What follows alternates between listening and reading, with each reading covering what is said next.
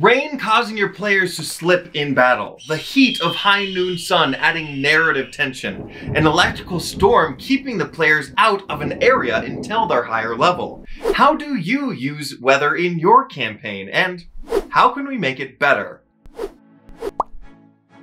Hello Acolytes, welcome to the Cleric Corner. My name is Riker, and here we talk about all things Dungeons & Dragons, tapping into our higher powers to create worlds more unique and stories more impactful. Now, in D&D 5th edition, we have quite a few resources for weather.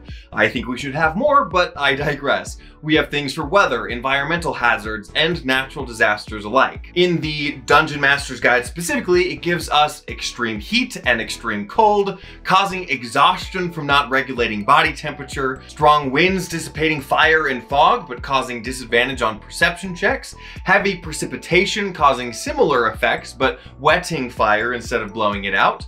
In the Icewind Dale adventure, it gives us blizzards that can also cause disadvantage on perception, but also makes it difficult to concentrate on spells, as well as avalanches that can restrain the adventurers beneath the snow that causes exhaustion levels over time. Lots to play with, but also just the tip of the iceberg on useful capabilities of weather in your game. So here are 8 more tips to better use weather in your Dungeons & Dragons games. Tip number 1. More weather in combat. With countless hours of watching Critical Role, Dimension 20, and other live plays as well as my own games, I've actually seen very little when it comes to adding weather into combat specifically. Rain that causes stone to be slippery, strong winds throwing objects at players or pushing them from one end of the map to the other, extreme cold causing slowness effects for those who don't save, lightning strikes hitting armor, specifically those wearing metal armor, of course. In reality, we have basically built-in layer actions and regional effects for any creature that wouldn't have their own. Of course, they might not be in any way the cause of the weather, and in many cases they are rolling to save themselves in this case, making for a very interesting combat, because that would make 3 forces competing against each other instead of just 2. You, the enemy, and the weather. We also get rules for other wilderness hazards in the Dungeon Master's Guide, including frigid water that causes exhaustion, quicksand that restrains you, and actually Bob Worldbuilder came out with a fun video on that, so you should check that out. But also thin ice that breaks, the razor vines that scratch you as you travel through them, but perhaps instead of the frigid water causing a level of exhaustion every minute, in battle, in combat, it causes it every round, because it's so cold. And it creates a fun dynamic in the battle because they have to enter the water in order to see the enemy, creating a high risk scenario, which also brings us to the next tip. Tip number 2, make weather the encounter. Forget about the goblins and beholders. The real danger is extreme weather. Something that should cause tension and risk in a game, so why not treat it like any other risky scenario by making it a combat? This can be done in 2 ways. The first is to make every round of combat a minute or an hour instead of 60 seconds. And they have to survive a certain number of rounds or go a certain distance on the map before the weather clears. Each player's turn is them casting spells or using actions to prevent the negative effects of the weather. If it is a blizzard, perhaps fire spells are cast for warmth. Instead of hitting armor class, they would hit the DC of the storm, or someone might summon a steed to go faster and take a round or 2 off the total time. Or it's the ranger's chosen terrain and with their investigation can navigate clear areas of the storm and roll saving throws with advantage. Much like a skill challenge in a way, but this also gives the opportunity for the storm to attack back. At each turn count 20, they roll the regular side effects of extreme cold, but then on the Blizzard's initiative, which is determined by a d20 with no bonuses, it can throw obstacles at the players. A crack in the ground that will cause an extra round of combat unless a player does something about it this turn. 2 blizzards meeting at 1 point causing disadvantage on their saving throw, or icicle fields causing damage to walk through. Now, the second way of doing this is making the weather so extreme that all of this is dialed down into the 6-second round combat. They rush to a nearby cave 300 feet off and is struck by lightning every round unless they do something to prevent it. A magical storm front like the day after tomorrow, where they are taking exhaustion points every round unless they're able to cast a fire spell high enough to stay lit. And of course, them having to keep concentration on it until the storm passes.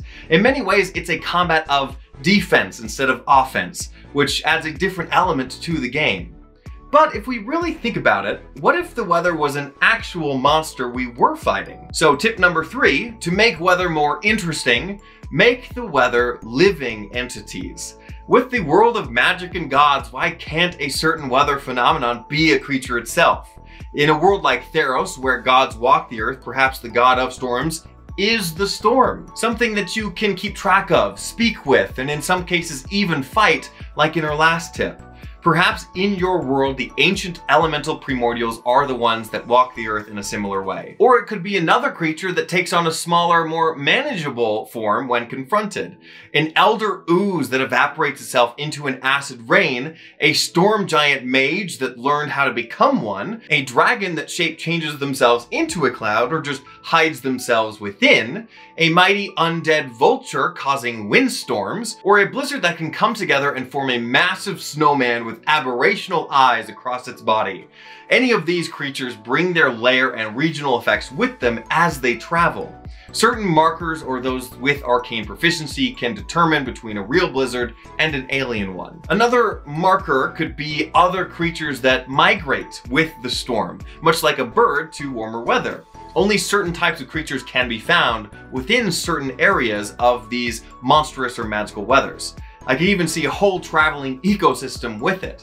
So let's push this even further. With tip number 4, we look at creating magical weather. It isn't rain, but acid rain, or blood rain that saps your pool of hit dice. Instead of a rainstorm, it's a brainstorm that causes psychic damage the longer you're in it. A sharknado where sharp-toothed fish swim at Mach speeds. Singing winds that can cause a trance. And it doesn't have to be all that bad either. This trance could charm you like a siren, or it could just help lull you to sleep and give you a long rest in 4 hours instead of 8. Or a ghost fog that can either prevent healing or allow death saves to be rolled at advantage. Make your volcanic eruptions be an arcane burst, a mountain of magical material pushing its way through the mantle, or a magical drought where magic above a certain level cannot be cast or wild magic takes its place. Get creative with alternate weather systems in your magical world. Take a look at heavy populations of magical creatures that may create it, like regional effects. Wizard communities that may be experimenting on the magic of weather, or just a byproduct of creation from careless gods. But remember that weather can happen just about anywhere, even in places that you don't think. So with tip number 5, take it everywhere. And by that I mean that we can seldom think that underwater adventurers have weather, where in reality there can be similar warm and cold fronts underwater, as well as strong currents that act like wind. There can also be thermal vents causing extreme heat, or disturbed ocean sands causing like a fog-like effect. If we think magical effects as well, you could have an ocean freeze around you, locking you within, areas where the water is as thick as molasses, or loud clicks from a passing pod of whales that causes thunder damage. And yes, if you look it up, whales are very capable of killing you with just their voice.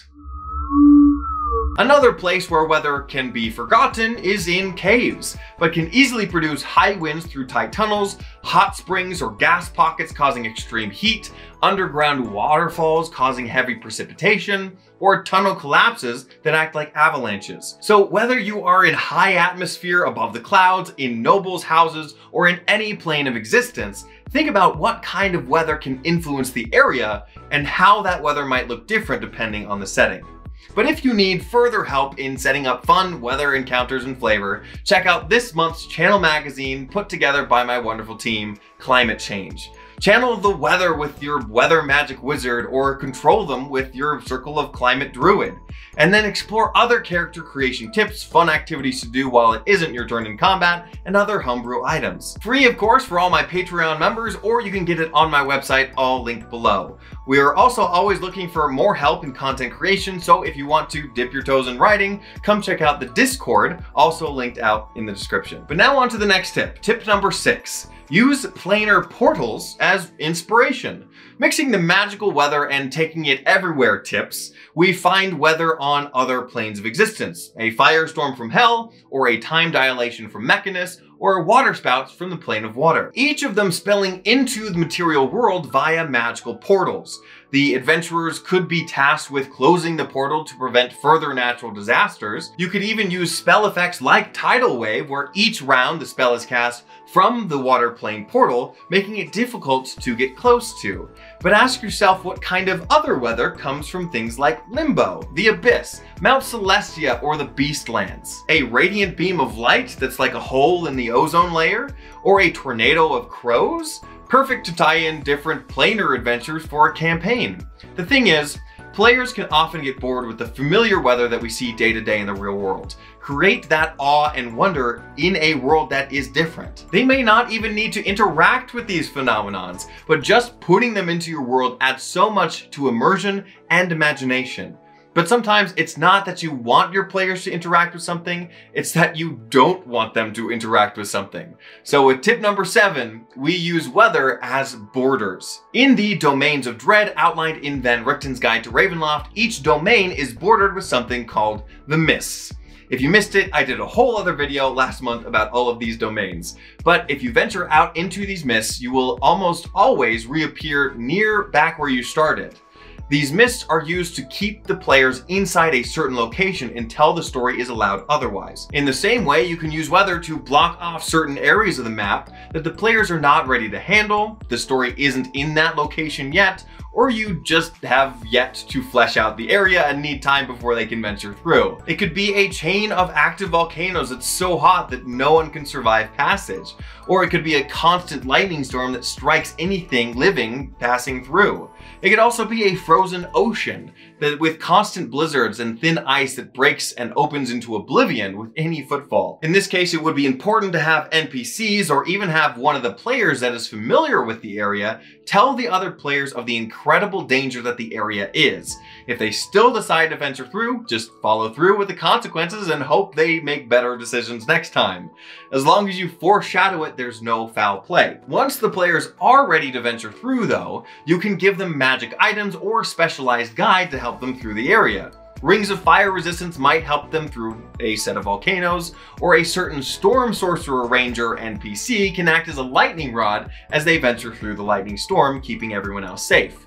Though you will probably need to open up the area before they get access to teleportation magic, or they might just skip over it. But then there could always be a magical storm that would prevent teleportation to certain areas, or just magic altogether. Either way, when they open up to players, they will feel accomplished and excited for a whole new area to explore. Which leads us to the next use of weather in tip number 8. Help inform emotion. In movies, TV shows, and even video games, weather is used to create a tone and an attitude for any particular scene.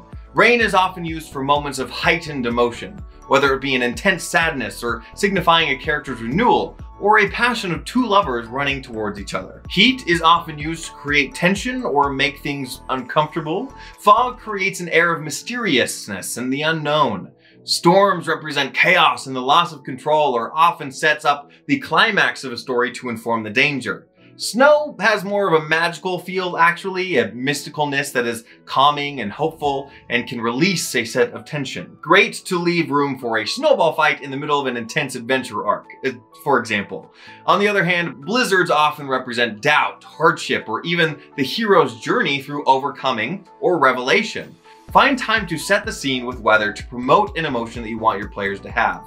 Or even if you have a character confess their love to an NPC, it somehow starts to rain. Help to set the scene for your players as well. There are literally so many ways to use weather in your D&D games. So also using things like natural disasters, meteor showers, the movement of tectonic plates, the gravity of the moon. Nature is at your disposal. As a GM, you are God after all. If you want other ways to play God and improve your games, check out this video where I explore elements of genre and biomes, or see my other main videos here. In the meantime, go out there and spread the good word of D&D and make the world a better place, both on and off the table. See you in the next one.